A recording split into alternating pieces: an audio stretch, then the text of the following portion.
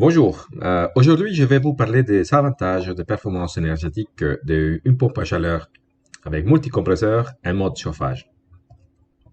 Normalement, si on veut chauffer un bâtiment dans un climat froid, on peut utiliser une machine thermique. Cette machine thermique, normalement, couramment on l'appelle une pompe à chaleur ou une thermopompe. Elle est composée à partir des quatre composantes de base. Normalement, deux échangeurs de chaleur, un pour la partie froide et une autre pour la partie chaude, une vanne d'expansion et un compresseur. Les paramètres les plus importants pour un pompe à chaleur s'appelle le coefficient de performance, ou COP, que c'est juste le rapport entre la quantité d'énergie qu'on doit donner au bâtiment par rapport à la quantité de travail qu'on doit suministrer dans les compresseurs. Si on veut savoir une idée de le COP maximal, on peut parler de le COP idéal ou COP de Carnot. Par exemple, si on a un bâtiment avec une température de 20 degrés et l'ambiante à 0 degrés, le COP de Carnot nous dit qu'on a une performance de 14,7.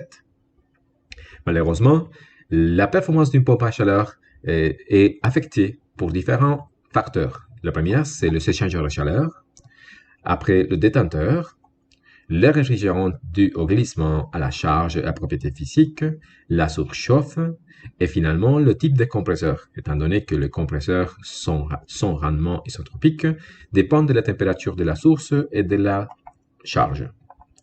Si on regarde un compresseur commercial de type scroll, comme on le voit ici dans la figure, la courbe ici montre le rendement isotropique d'un compresseur en fonction de le PR, que c'est juste le rapport de pression d'entre la pression de le condenseur par rapport à la pression de l'évaporateur.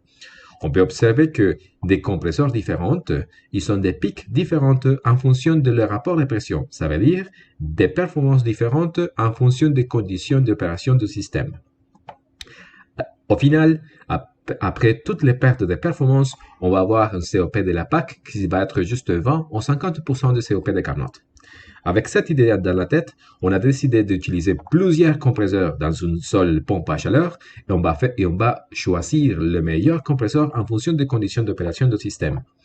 À ce sujet, on a développé un modèle complet de pompe à chaleur avec multicompresseurs. La première partie, c'était développer un modèle de transfert de chaleur dans les condenseurs et l'évaporateur. On a utilisé un échangeur de chaleur à plaque. On peut observer ici une figure un peu plus en détail. Et la complexité dans cette partie, c'est lié à l'effet qu'il y a des changements de phase à l'intérieur de ces échangeurs de chaleur, ce qui montre un peu de difficulté à calculer les coefficients d'échange dans le système. Et aussi, on doit calculer pas mal de paramètres physiques à l'intérieur du modèle. On a utilisé des corrélations de Guarniacci pour la partie monophase, le modèle de Jean Lee et Lim pour le condenseur et le modèle de Cooper pour l'évaporateur. Pour le modèle de compresseur, on a utilisé un modèle de 10 coefficients de la HARI 540 qui permet de calculer la puissance et le débit massif de compresseur en fonction de la température de la suction et de la décharge. Et ici, on peut observer tous les coefficients utilisés pour 8 compresseurs au total dans notre modèle.